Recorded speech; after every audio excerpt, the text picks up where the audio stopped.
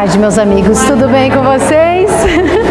Eu fiquei feliz que tocou o Zaqueu aqui, como Zaqueu antes, apesar da música anterior ser muito bonita, porque eu acho que é um grande exemplo de reforma íntima. E nós vamos falar um pouquinho sobre reforma íntima hoje, não é? Então, eu tenho muito prazer de retornar a essa casa. Há alguns anos eu não vinha até o União Jundiaiense. Eu fico feliz de vê-los, não só os trabalhadores da casa, mas também os rostinhos de outras casas de Jundiaí, da USE. E é muito legal a gente saber que num sábado à tarde, no meio da tarde, a gente podia estar fazendo outras coisas, às vezes até tendo aquela sonequinha gostosa depois do almoço. A gente está aqui pensando junto, trabalhando junto, conversando sobre conteúdos que são transformadores. No caso do Zaqueu ele despertou para Jesus e ele sobe lá naquela árvore porque ele era baixinho, né? E aí ele não conseguia ver Jesus e Jesus chega e diz: desce, Zaqueu, que eu vou pernoitar na sua casa, eu vou para a sua casa. E Zaqueu modifica o seu comportamento, modifica a sua conduta. Ele não foi o nome que eu usei de referência para a gente conversar hoje. Eu usei o nome de Paulo de Tarso, né? A estrada de Damasco. E então eu vou pontuar primeiro sobre a nossa estrada de Damasco, antes de falar propriamente dito, mas completamente ligado a respeito da reforma íntima. Então, quem era o Saulo de Tarso? Saulo era o nome de Paulo de berço, como ele nasceu, considerado o nome dele Saulo. E ele era doutor da lei, ele era um fariseu. Os fariseus eram estudiosos da doutrina judaica, eles eram pessoas que eram seguidores do judaísmo, mas era uma espécie de parcela religiosa do judaísmo que era um pouco mais radical, digamos assim. Eu não vou entrar nos méritos das questões da história bíblica. E aí, Saulo, ele, por N razões, começou a perseguir os cristãos, porque ele não conheceu Jesus encarnado. Saulo veio para a perseguição de Jesus mais ou menos uns 50 anos depois de Jesus. E aí aconteceram várias coisas, muitas estão relatadas na obra Paulo e Estevão, que é uma obra muito bonita, vale a pena ler, vale a pena reler. E aí Saulo, melhor dizendo, um belo dia vai até uma estradazinha que tem destino até Damasco, porque lá em Damasco ele faria uma continuação das suas perseguições. Só que no meio dessa jornada de Paulo, no meio dessa jornada de Saulo, ele está lá no seu cavalinho, no seu burrinho, qual é o animal que ele está lá andando, de repente tem um brilho na sua frente, ele leva um susto, o animal leva um susto, ele cai no chão, e aí ele não vê, porque tem uma luz, e ele vê que tem uma imagem por detrás daquela luz. E aí ele chega e diz assim, ele escuta uma voz dizendo para ele: Saulo, Saulo, por que me persegues? E aí, nós hoje temos tanto racionalismo, a gente raciocina tanto, o que eu diria nessa dúvida, da onde me aparece uma voz no meio de uma luz? Mas Saulo chega e diz: quem és, Senhor?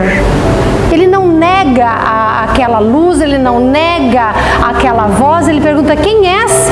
E a voz diz para ele assim: eu sou Jesus, a quem tu persegues. Duro é para ti recalcitrar contra os aguilhões. É uma frase difícil de entender, né? O que é duro recalcitrar sobre os aguilhões? O que são os aguilhões? Na época, até hoje, dependendo do local mais que trata mais com animais, existiam umas varas compridas de ponta afiada, em que quando o animal, o boi, por exemplo, não queria produzir, não queria caminhar, os donos, os proprietários, os que estavam levando o gado, eles cutucavam o gado com aqueles aguilhões, com aquelas pontas afiadas naquela vara comprida. E o que é recalcitrar? É resistir. Então o gado que resiste aos aguilhões, ele sofre. É duro para o animal, por quê? Porque ele tem que andar, ele não quer andar, ele vem a pontada. cansada, até que o momento em que a dor leva o animal a caminhar, a fazer o que deve ser feito. E no caso de Saulo, Jesus dá essa lição com essa frase, dizendo a ele que ele estava recalcitrando, que ele estava resistindo e que por causa da resistência ele estava sofrendo. Como muitas vezes nós, ainda que espíritas ou ainda que cristãos, porque existem cristãos que não são espíritas, os evangélicos, os católicos, ou mesmo que não sejam cristãos, mas que estejam vivendo a vida procurando ter um bom comportamento ou uma boa vida, mas mesmo vida moral, mesmo assim tropeçando, porque nós temos falhas, nós tropeçamos. Então, o que faz Saulo naquele momento? Ele diz, eu estou te perseguindo, agora eu estou te vendo aqui na minha frente e vou te pegar? Não! Ele está caído no chão, olhando para uma luz que não fazia ele enxergar mais nada, escuta a voz daquele ser que para ele naquele momento se mostra como Jesus, se explica como Jesus, recebe o alerta e ele responde, Senhor, o que queres que eu faça? Eu adoro essa frase, porque eu fico perguntando, será com a fé que eu acredito ter, que eu pretendo ter, que eu desejo desenvolver, seguir desenvolvendo, será que eu teria a coragem de Saulo em dizer para aquele que até então eu persegui, na pessoa de tantos outros cristãos, e eu teria, será, coragem de dizer, Senhor, o que queres que eu faça?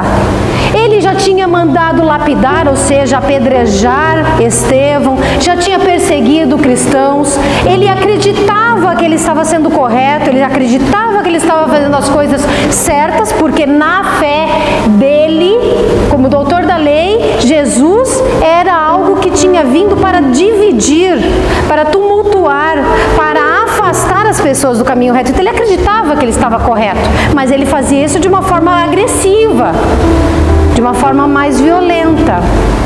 Será que eu teria, será que vocês teriam coragem de dizer, Senhor, o que queres que eu faça?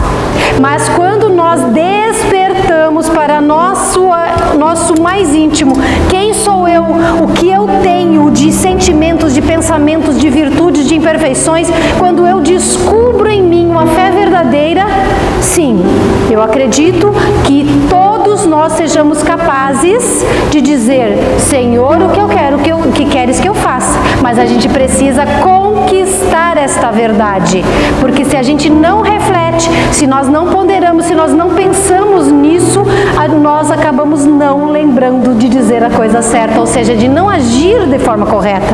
Jesus naquele momento diz para Saulo o seguinte, levanta-te e entra na cidade de Damasco e lá te será dito o que convém que você faça. Essa passagem, ela está em Atos dos Apóstolos, no capítulo 9, item 6. O que acontece com Saulo? Ele não está enxergando nada, ele fica cego com essa luz. E ele passa 3 dias cegos, ele é levado pelos seus companheiros até Damasco. Lá ele fica em jejum, ele não come, ele não enxerga nada e ele passa a fazer o jejum e reflexões. Ele fica pensando, ele analisa, ele reflete e até o momento, 3 dias depois, em que Ananias, que era quem ele perseguia em primeiro lugar, ele saiu da cidade, do local onde ele estava para ir até Damasco, para perseguir principalmente Ananias. Ananias tinha recebido um recado de Jesus, dizendo que era para ir até Saulo para curá-lo. E aí Ananias chega, diz a Saulo que o procurou por ordem de Jesus, e então Saulo se converte ao cristianismo, é batizado por Ananias e modifica o seu nome para Paulo, porque simbolicamente Saulo havia renascido. É uma história bonita, não é? Eu acho que é uma história bonita que deve mexer profundamente conosco. Saulo, agora Paulo, ele vive uma experiência que tem que servir para cada um de nós de exemplo de transformação, como foi o exemplo também do Zaqueu, que a música anterior à nossa conversa trouxe. Pessoas que perceberam que as suas estradas estavam seguindo caminhos adulterados, que as suas imperfeições estavam vencendo, que a sua boa vontade ou o seu desejo de ser diferente tinha começado a despertar a partir de sinais, a partir de lições, a partir de exemplos que eles receberam de alguém que estava externo a eles. No caso deles, Jesus, ou os outros cristãos, no caso de Paulo, que não conheceu Jesus pessoalmente. Então é um exemplo. E nós precisamos despertar para utilizarmos estes exemplos que estão na história do cristianismo e dentro do próprio espiritismo. Porque vocês pensam, o Osvec aqui na abertura, falando da USE, comentou sobre a questão do aniversário de nascimento de Allan Kardec, falou o nome de berço de nascimento de Allan Kardec. Foi fácil para Allan Kardec, que era um professor conhecido, um escritor, tinha uma história muito séria, muito regrada, e de repente ele ir para as mesas girantes. Ele sabia que não poderia ter nada de verdade, que tinha que ser uma fraude, mas pessoas sérias vieram falar a ele das questões que viam lá, e aí ele disse: eu tenho que ver, mesas não pensam. Mesas não falam. E aí ele descobre e codifica, ou seja, ele organiza, ele compila, ele escolhe as mensagens mais relevantes para o momento, e aí ele tem 220 anos depois, que não é nada perante a história do cristianismo, mas 220 anos depois do seu nascimento, nós estamos aqui falando dele com gratidão e lembrando dos exemplos que ele trouxe. E quantas pessoas despertaram? Quantos de nós seríamos diferentes se não fosse o Cristo, se não fosse o Espiritismo, se não fosse a nossa vontade despertada em algum momento, talvez por uma pessoa, o exemplo de alguém, talvez por uma palavra, talvez por uma condição de necessidade, porque a dor nos leva mais do que o amor ainda, para começar a buscar novos caminhos e novas lições. Então nós acabamos desencadeando em nós, através de todos esses exemplos, de todas essas circunstâncias, despertando a vontade de nos transformar. Quando eu, lá no começo da minha vinda para o estado de São Paulo, sou paranaense, sou de Curitiba, eu vim e comecei a fazer um curso na Aliança Espírita Evangélica aqui em Jundiaí, na região USE, União das Sociedades Espíritas. Eu fazia lá na Aliança Espírita Evangélica, que é mais forte naquela região onde eu residia.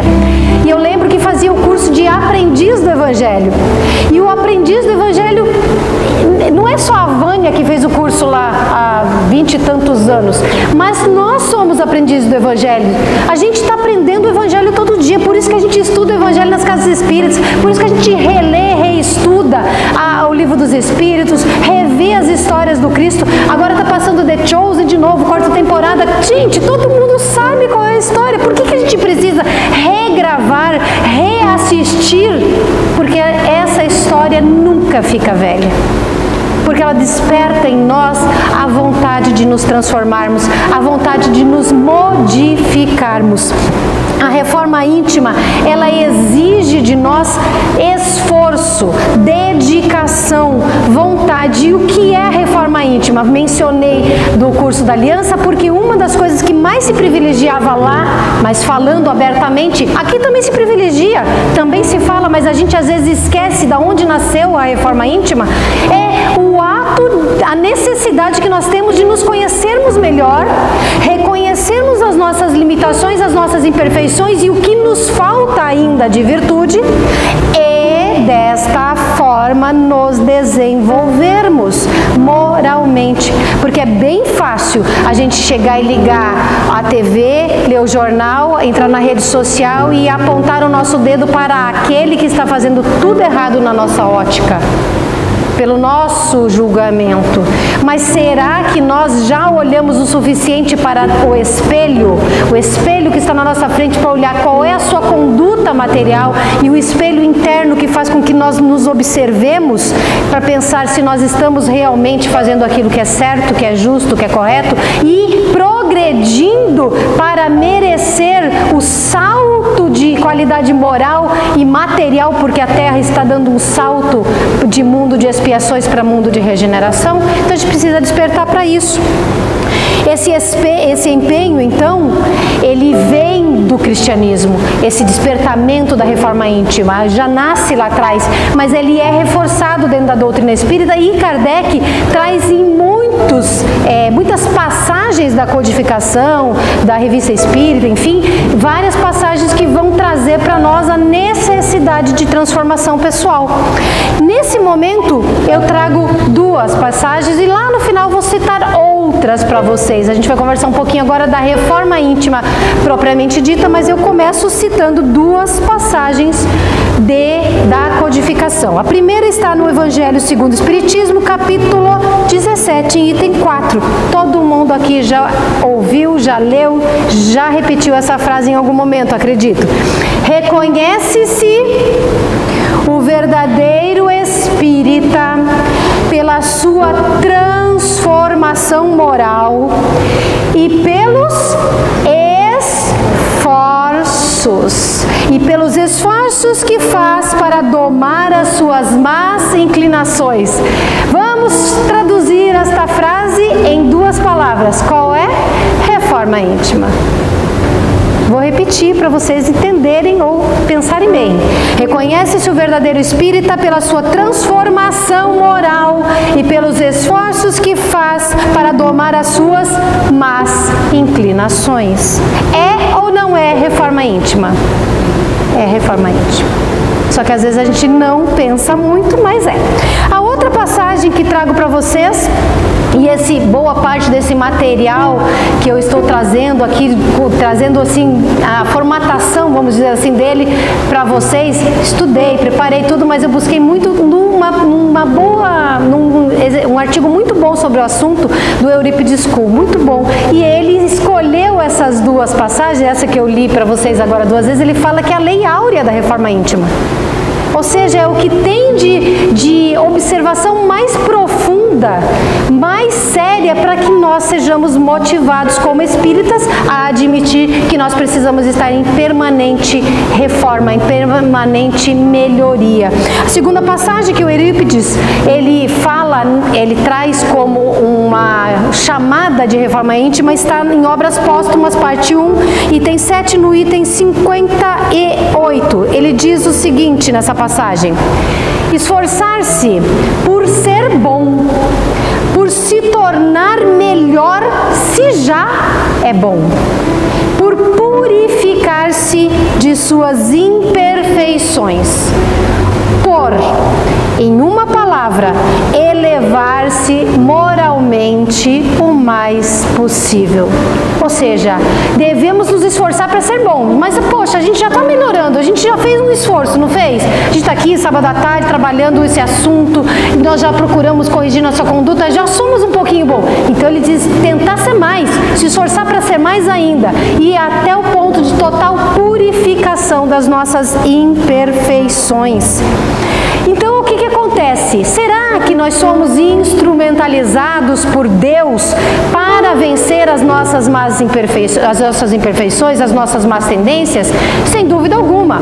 Deus nos cria espíritos simples e ignorantes, sem virtudes, sem imperfeições, mas Ele nos dá a condição de desenvolver a inteligência, a moral, e nós, desta forma, vamos progredindo até chegarmos ao estado de espíritos puros, onde todas as virtudes já nós adquirimos, já nos são propriedade, digamos assim. E com relação à questão das instrumentalizações de Deus para conosco, a primeira delas é a inteligência, que é a capacidade que nós temos de pensar, de raciocinar. Eu posso passar dezenas de encarnações, centenas centenas de encarnações batendo a cabeça na parede, fazendo coisa errada, e isso me dá dor, isso me causa transtorno, isso me faz sofrer, e eu continuo. Mas um momento, a minha inteligência vai mostrar que o que me causa dor de verdade é o fato de eu estar fazendo as coisas erradas, de que isso me traz sofrimento, porque as pessoas que eu amo à minha volta sofrem, porque as coisas não acontecem como eu quero, porque a lei de causa e efeito me dá um retorno daquilo que eu ofereci. Então, com tudo isso, eu acabo percebendo pela inteligência que eu preciso mudar. A outra questão é, onde está gravada a lei de Deus? Todo mundo sabe, na consciência. Mas a consciência também não é só esse campo espiritual, mas também a percepção que nós temos do mundo. E a percepção nos leva a entender que se eu faço uma caminhada para um lugar escuro, eu não vejo luz. E que se eu faço uma caminhada para um lugar claro, eu vejo luz, não vejo escuridão. E que isso tem repercussões na minha vida. Então a inteligência, junto com a percepção trazida pela consciência das situações, da experiência, da vida, ela vai nos amadurecendo e vai nos despertando, nos dando condições de evoluir. E o terceiro, é claro, é o que a gente chama de lei de livre-arbítrio, mas no momento é a capacidade que nós temos de decidir as nossas vidas. Deus nunca vai nos apressar à base da força. E aí alguém fala, mas a dor é uma força, é um empurrão, né? Mas a dor, ela é semeada por nós, a gente colhe o que plantou. Deus nunca vai nos acelerar além do tempo de maturidade nosso. Mas aí a gente começa a ver um mundo tumultuado, caótico, com dificuldades que a gente às vezes nem pensou que enxergaria ou que viveria, mas a gente vai percebendo que todos os comportamentos estão fazendo o que Jesus também disse que aconteceria quando ele contou a parábola do joio e do trigo. Que ele disse, deixa as plantas crescerem e frutificarem, para que não se colha uma pela outra, e para que se possa separar o que é joio, o que é veneno, o que é planta que não dá para ser aproveitada, e o que é trigo, o que é alimento. Então nós hoje estamos escancaradamente, de forma a mais exposta possível, mostrando se somos joio ou se somos trigo, se somos do bem ou se somos do mal, se privilegiamos o que é certo ou o que é errado, e se estamos preocupados em ser melhores ou continuar nos mantendo como pessoas que fazem as mesmas coisas, colhem os mesmos resultados e ficam achando que um dia um milagre vai mudar a sua existência. Deus sim nos deu, através da inteligência, da consciência e do poder de decidir o nosso tempo de maturidade, que nós poderíamos melhorar, progredir e nos reformar. A consciência, e nesse caso eu estou falando não da consciência só percepção, mas da consciência, essa onde as leis divinas estão gravadas, a consciência não se cala. Às vezes, e até a doutrina explica isso em alguns momentos, acho que Emmanuel também fala sobre isso, se não estou enganada, ele vai dizer que a gente às vezes sufoca a consciência. Então não desperta em nós. Tem gente que é capaz de cometer os mais graves atos e parece que isso não causa nenhuma sensibilidade, nenhum arrependimento. Ele não tem consciência? Tem. E ela não se cala. O que acontece é que a atitude de uma pessoa que ainda não tem vontade de mudar, que ainda não despertou para outros valores, que ainda não percebeu que a colheita que faz é sua plantação, essa pessoa sufoca aquela voz, mas ela continua falando, nem que seja cochichadinho, nem que seja baixinho. E a primeiro momento em que ela desperta, que parece uma oportunidade, ela vai falar alto.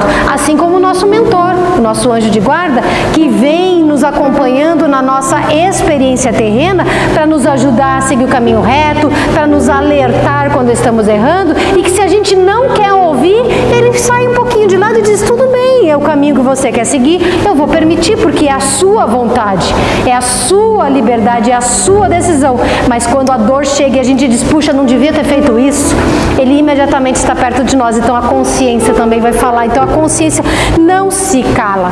E aí a gente começa, quando a consciência começa a falar mais alto do que o barulho lá de fora, do que os transtornos que nós carregamos aqui dentro, do que as nossas imperfeições, a gente começa um processo de autoescuta.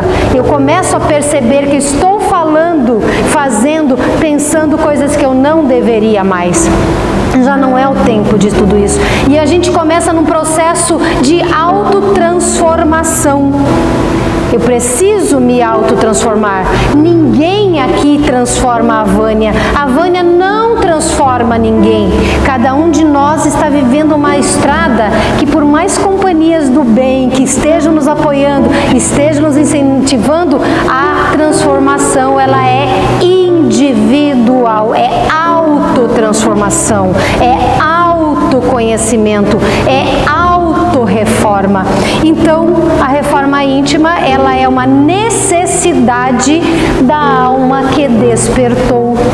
Não é só uma questão de estimular que alguém pense nisso, mas de nós estarmos aqui conscientes de que nós despertamos. E que a gente não tem que se culpar pelo que foi feito quando estávamos lá atrás ignorantes. A gente tem que se responsabilizar pelas coisas.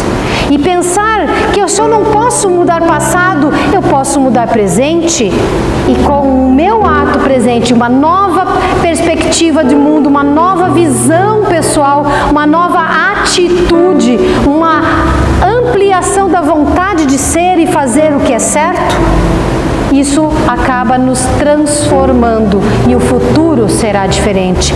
A reforma íntima, portanto, ela não é estimulada no sentido de alguém impor. Nenhum pai, nenhuma mãe consegue impor que seu filho reforme, mas a gente desperta essa vontade no outro, muitas vezes com o seu exemplo. A história que a gente fala muito, eu aprendi isso com o meu velho e bom amigo Macário do João Batista, que diz que as palavras convencem, mas os exemplos arrastam. E quando me caiu a ficha de que são os exemplos que arrastavam, eu me preocupei muito mais em fazer aquilo que eu falava. Eu procurei muito mais em fazer o que o outro me falava, porque eu achava que era certo. Não adianta só colocar palavras na boca. Então a gente precisa entender que a reforma íntima, ela vem de uma forma voluntária, por esse despertamento que nós acabamos sentindo através do nosso amadurecimento, e também vem pela dor, a bendita da dor. Deus obviamente não gosta que nós soframos. Ele não tem pretensão nenhuma de que a gente sinta dor, que o sofrimento venha em nosso socorro. Mas como nós escolhemos sofrer, e vocês percebam que eu estou repetindo, nós escolhemos, nós decidimos, nós temos livre-arbítrio, etc. Por quê? Porque todo mundo aqui sofre. Não tem nenhum aqui que não sofra. Se não sofre por causa de uma doença, sofre por causa de um sentimento afetivo. Se não sofre por causa de um sentimento afetivo, sofre por causa de um problema pessoal, de um relacionamento. Enfim, nós temos os nossos momentos de sofrimento. Por que nós sofremos? Porque se nós fôssemos o tempo todo felizes, agora, enquanto ainda espíritos numa fase de expiação e provas, nós nos acomodaríamos. E vocês conhecem a história do cachorro em cima do prego? Conhecem? Não? Tem umas cabecinhas dizendo que não, vou contar, me veio aqui à mente agora. Diz que tinha uma história de um homem que foi no posto de gasolina abastecer e estava abastecendo, ele vê no canto, está conversando lá com o frentista, e ele vê no canto um cachorro que gemia, gania, deitadinho no canto. Aí ele falou, nossa, o que o cachorro tem? Aí ele falou assim, ele está deitado em cima de um prego. E o homem ficou surpreso, né? Por que ele não levanta? Ele falou, porque não doeu, não machucou o suficiente. Então, se está machucando para nós ainda, se nós estamos sofrendo ainda, é porque nós estamos no processo de aprendizado. E se daqui a 1 ano, daqui a 5 anos, daqui a 10 anos, daqui a 20 anos, se no último dia da nossa existência carnal estivermos sofrendo pelo mesmo motivo, é porque a gente não sentiu dor suficiente, não levantamos. Não fomos motivados o bastante para nos transformarmos.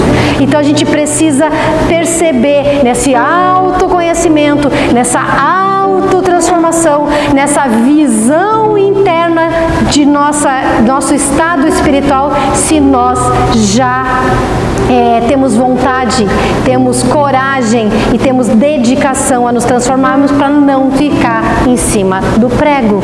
Então nós precisamos e devemos mudar de atitude. E às vezes a gente muda porque sabe que nós devemos, e outras vezes a gente muda porque sabe que precisamos. Então o despertamento, ele é individual no nosso tempo.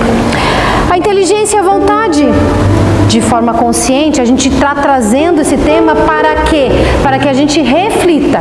Quando a gente traz um tema à reflexão, a gente traz o tema ao pensamento, à consciência. Então, quando eu trago esse assunto, todo mundo aqui está pensando, de uma forma ou de outra, em reforma íntima, no seu próprio limite, nas suas próprias imperfeições, nas virtudes que deseja desenvolver. A gente trouxe para a consciência. Se a gente não traz para a consciência, a gente não sabe lidar com isso. Então, ter a inteligência e a vontade e trazer isso para a consciência de que nós queremos ser diferentes, queremos mudar, isso acaba provocando, estimulando uma mudança de comportamento. No começo, a gente vai devagarinho, né? A gente faz uma coisinha pequena, às vezes, sabe, a gente pensa, se fulano falar para mim aquilo de novo, eu não vou responder. Às vezes a gente até consegue na primeira vez, na segunda talvez nem tanto. Por quê? Porque não é um processo miraculoso, é um processo que vem pouco a pouco de transformação, que exige dedicação, que exige empenho, que exige repetição. Repetição. Quando a gente vai aprender lá no primeiro aninho da escola, agora no jardim, lá no pré, aprender a letrinha, a gente não sabe que letra é aquela, não sabe como desenha, não sabe que letra, que som que tem, não sabe o que acontece quando une uma letra com a outra, mas aí a gente vai aprendendo, vai escutando, tem repetição, aí junta a letrinha A com a letrinha I, da AI, e aí a gente vai trocando a ordem, vai aprendendo. E o esforço de autorreforma, de reforma íntima, de dedicação a essa transformação, ele também é um aprendizado, como se a gente fosse criancinha mesmo. Só que a gente tem uma diferença, já não podemos dizer que somos espíritos primitivos, atrasados. A gente está batendo na porta do mundo de regeneração, significa que o próximo status de mundo que vivemos será mundos felizes, mundos felizes. Pensa, gente, a gente levou muito tempo para chegar até aqui, mas se a gente passar dessa fase, daqui para frente é rápido. Eu tenho certeza que é rápido, porque a gente já não vai mais bater a cabecinha na parede, porque a gente sabe que tem consequência, porque a gente já decidiu fazer diferente. Então, a mudança de comportamento, ela acontece de pouquinho em pouquinho. A gente vai decidindo, vai pensando, vai refletindo, vai mudando de conduta, vai agindo um pouquinho melhor. E a gente começa mudando aonde? Primeira coisa, dentro da família. Porque o próximo mais próximo é onde você toma o seu café da manhã, onde você almoça, onde você janta, é onde você vai fazer as compras, pagar as contas, é onde você discute, é onde você descarrega quando o teu chefe brigou com você, você não pode xingar ele lá fora, você vai trazer para dentro de casa. Então a gente começa a fazer as nossas reformas íntimas, principalmente dentro do lar. Quantas pessoas, por razões diversas, principalmente nos últimos anos, não entraremos nos detalhes, todo mundo sabe o que aconteceu dos últimos anos para cá, que as pessoas pararam dentro da família de se falar, de se ver, de conviver, porque tem opiniões diferentes, pontos de vista diferentes, e tá tudo bem, só que não sabe se comunicar. Eu não sei falar com ele ele não sabe entender que eu penso diferente, e aí a gente se odeia, tem rancor, tem mágoas e vai se distanciando. Falamos coisas que ferem, falamos coisas que machucam, fazemos coisas que ferem e machucam. Então a gente precisa começar o nosso processo de mudança comportamental dentro da nossa família.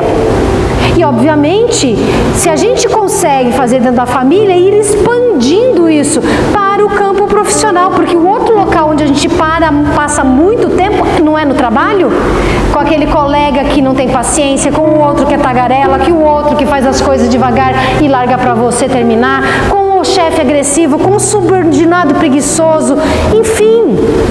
A gente precisa também mudar de comportamento, de conduta perante aqueles com quem nós convivemos no trabalho. E é claro, isso não vai parar aí. Nós temos que mudar o nosso comportamento, a nossa conduta no meio social. Como que eu me relaciono com as pessoas que estão comigo dentro do ônibus, no transporte público, com o Uber que faz uma corrida para mim? Como que eu me relaciono com o meu vizinho? Como eu me relaciono com a namorada do meu filho? Com a família da namorada do meu filho? Como que eu ajo com as pessoas à minha volta, com o meu amigo que me emprestou um dinheiro de mim e nunca me pagou, que me negou a emprestar um dinheiro? Porque a gente fica magoado por qualquer coisa, a gente se fere, se melindra por qualquer coisa. Então, a autorreforma é uma autoconsciência. O que é que está fazendo mal para mim? O que está fazendo mal para o outro? Por que eu ajo assim? Então, nós vamos nos transformando. Então, essa identificação das nossas limitações, das nossas imperfeições, essa forma de reconhecimento do que eu preciso mudar, do que me faria bem me transformar, do que não me envergonharia agir e depois no dia da minha desencarnação encontrar com o meu mentor, encontrar com os meus familiares que partiram e viram como eu estava agindo aqui, encontrar com o próprio Cristo do lado de lá. Teria vergonha se desencarnasse agora?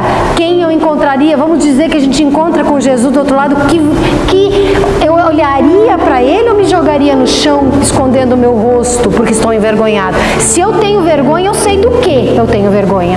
E se eu tenho vergonha de algo que eu sei, esse algo precisa ser mudado em mim. Nós temos imperfeições e condutas morais negativas, nós enfrentamos situações no cotidiano que provocam que nós reajamos com essas questões negativas que nós temos internas, nós nos manifestamos de forma que precisa ser mudado. Então, quando eu disse que Eurípides Kuhn fez um bom artigo falando de transformação, ele falou para nós que nós devemos selecionar quantas virtudes para a gente desenvolver, será? Quantas imperfeições mais ou menos eu devo eliminar? Quantas vocês acham que a gente precisa? 1, 5, 10, 50, todas? Quantas? Ninguém sabe, né? Não precisa saber disso, sabe por quê? Porque me basta uma. O Eurípides Kuhn sugere uma.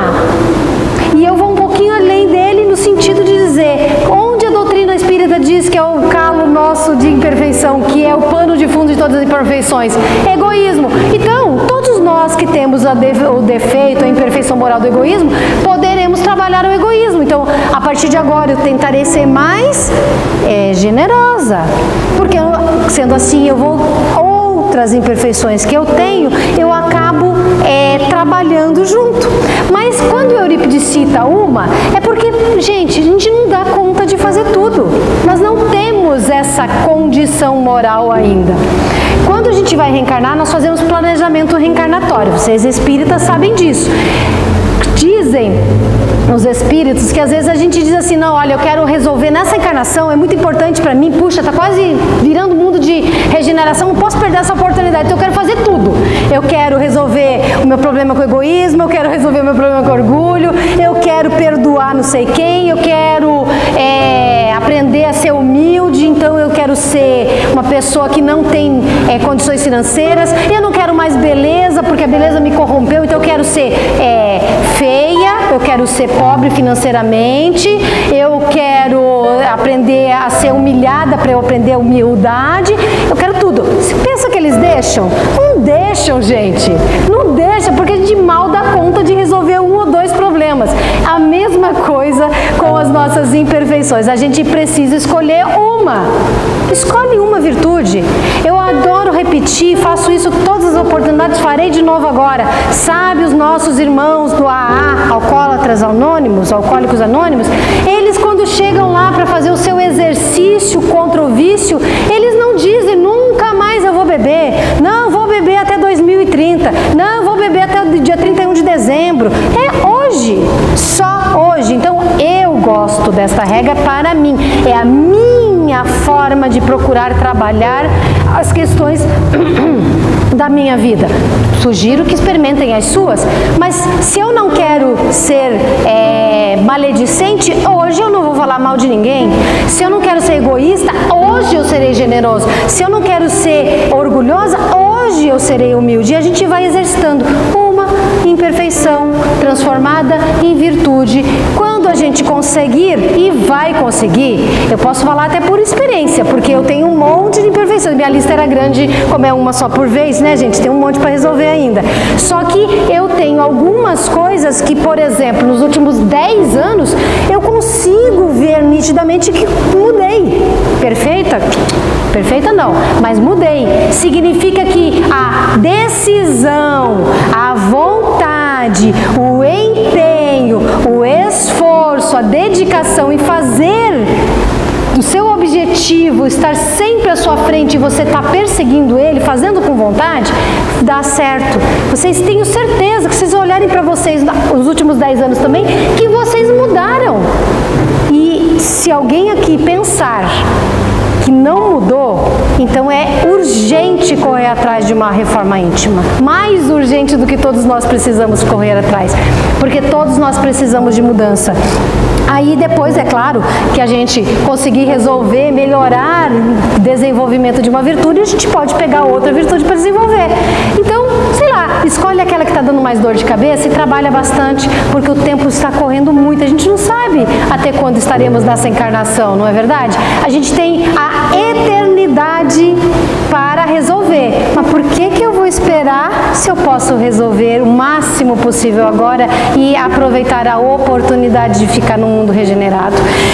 O processo de reforma íntima, ele pode ser organizado na nossa mente. Existem várias formas, muita gente fala dentro da doutrina espírita, existem obras espíritas que falam da reforma íntima, tem textos que a gente pode analisar as nossas características, nossa mudança, mas nós estamos aqui para fazer uma palestra curta, que tem que fazer de uma forma simples, pontual, porque depois vocês vão fazer a sua parte. Eu vou continuar o meu trabalho e vocês vão continuar o seu trabalho de desenvolvimento pessoal, certo? Então a gente quer uma coisa simples. Qual é a forma mais simples de eu começar ou de continuar desenvolvendo a minha reforma íntima? Tem 3 palavrinhas-chave: pensar, perguntar e dedicar-se. Pensar no quê? Penso antes de falar, penso antes de agir. Esquece de fazer a coisa pelo impulso, esquece de agir sem refletir. Se a gente pensar antes de falar, muitas vezes a gente não fala, porque significa que eu sei que se eu disser A, esse A vai ter uma consequência. Eu quero a consequência? Eu quero ferir alguém com aquela consequência, com aquilo que eu estou fazendo? Então eu penso. No agir, a mesma coisa. Então pensar. Todo mundo que quer trilhar essa estrada de Damasco, enxergando aquela luz de Jesus que fala: eu quero que você pare de recalcitrar, eu quero que você pare de resistir e vá e faz o que eu estou te mandando, porque é o melhor para você. E você diz: Senhor, o que queres que eu faça? Eu já sei o que Ele quer que a gente faça. Ele quer que a gente mude, que a gente melhore. Então pensa antes de falar, pensa antes de agir. E a segunda é perguntar. Perguntar o quê? O que Jesus faria?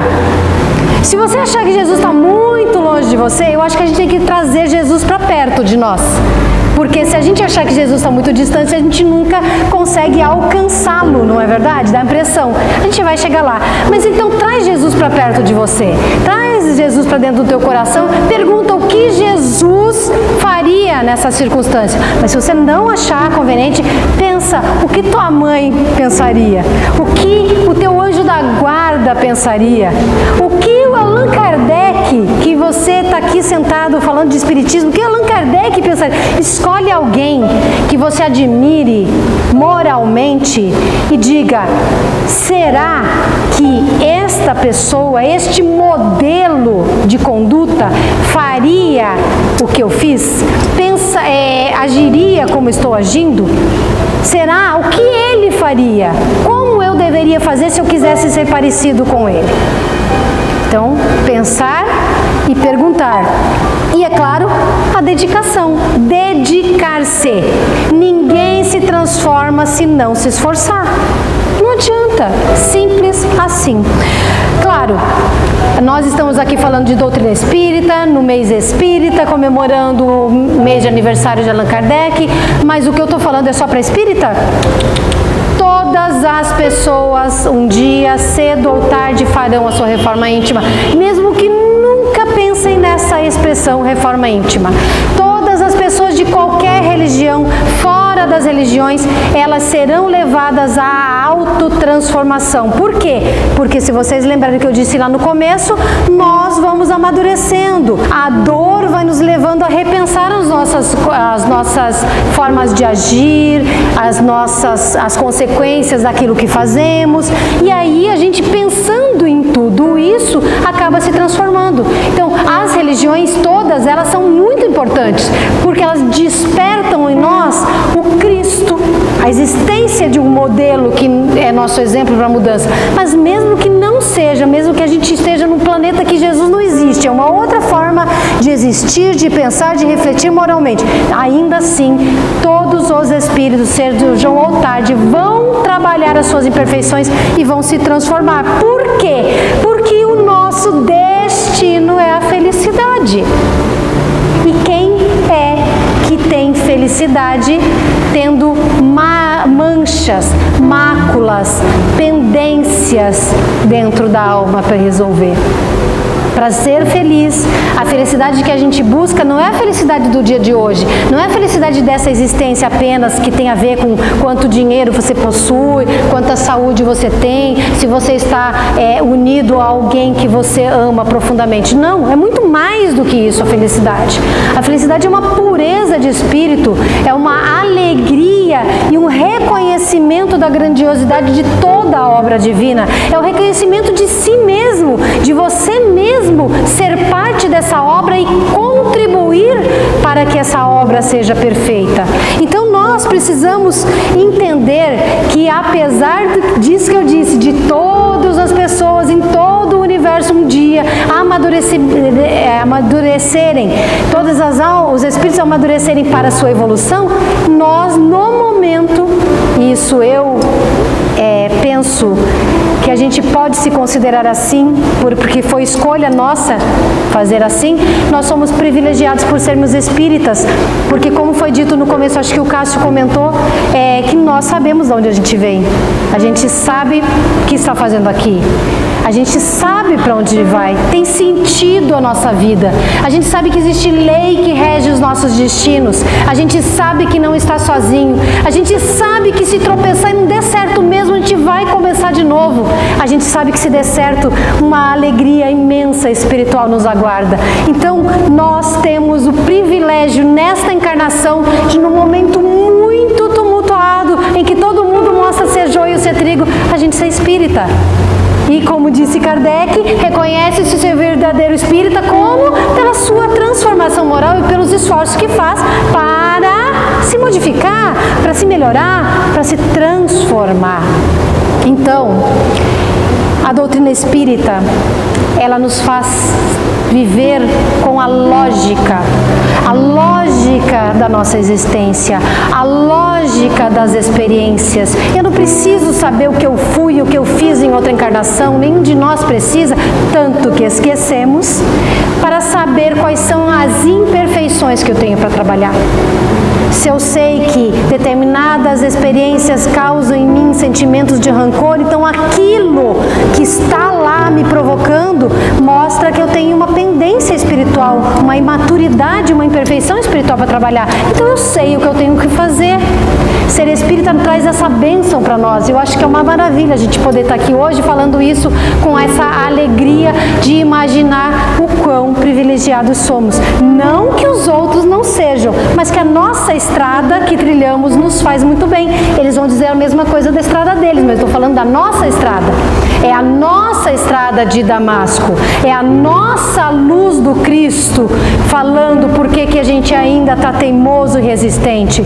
É a nossa expressão dizendo: Senhor, o que queres que eu faça? Então a gente tem tudo na mão e a doutrina espírita nos traz isso.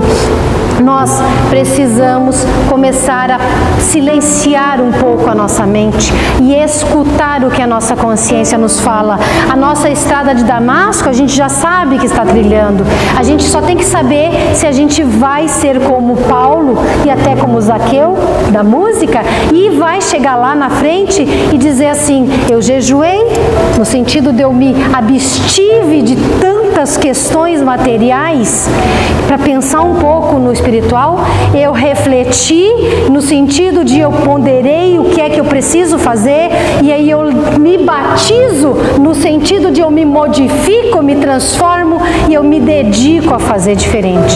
É isso que a gente precisa e é por isso que o título que a gente colocou para essa conversa de hoje é a Reforma Íntima, a nossa estrada de Damasco. Chega de enfrentar os aguilhões, chega de resistir, de recalcitrar. E eu agora encerro dizendo algumas das outras passagens, existem várias, né, que Kardec pontuou dentro da doutrina espírita, que mostram que reforma íntima é absolutamente um conceito espírita, doutrinário para nós. Revista Espírita, dezembro de 1861. O verdadeiro espírita não é o que alcançou o objetivo, mas o que seriamente quer atingi-lo. A questão é: vocês querem? Não se vocês já conseguiram. Nós queremos. Sejam, mesma revista, mesmo ano, sejam quais forem os seus antecedentes, o que você fez lá atrás, será bom espírita desde que reconheça as suas imperfeições e seja sincero e perseverante no propósito de emendar-se. Olha o recado para a gente levar para casa hoje. Espiritismo em sua expressão mais simples, também de Allan Kardec: de nada adianta crer se sua crença não o faz dar sequer um passo na senda do progresso e não o torna melhor para o próximo. Lembrando que Jesus disse amar a Deus sobre todas as coisas e ao próximo como a si mesmo. A gente está no processo de reforma íntima, é um processo de auto-amor. E a gente precisa se amar, porque se eu não me amar, eu não vou saber amar o meu próximo. Então tem que se tornar melhor para o próximo. O Evangelho segundo o Espiritismo, capítulo 17. A crença no Espiritismo só é proveitosa para aquele de quem se pode dizer: ontem está melhor que hoje. E eu quero que amanhã, quando vocês acordarem cedo, eu quero que vocês olhem no espelho e digam: será que ontem, no final da tarde, eu consegui melhorar só um pouquinho?